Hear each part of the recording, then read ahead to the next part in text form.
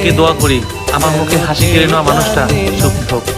তবে আমি এটাও দোয়া করি তার সাথে যেন ভুলক্রমেও আমার আর দেখা না হোক।